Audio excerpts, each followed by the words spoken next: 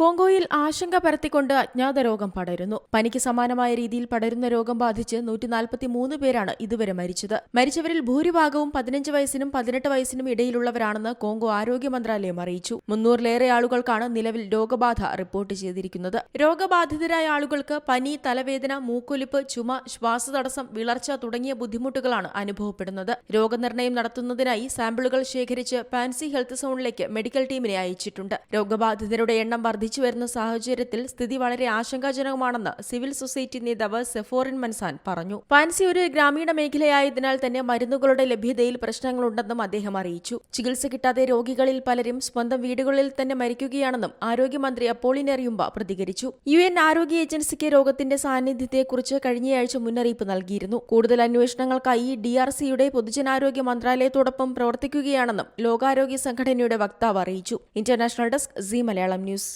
ഏറ്റവും പുതിയ വാർത്തകളും വിശേഷങ്ങളും വിരൽത്തുമ്പിലറിയാൻ സീ മലയാളം ന്യൂസ് എല്ലാ ഡിജിറ്റൽ പ്ലാറ്റ്ഫോമുകളിലും ലഭ്യം.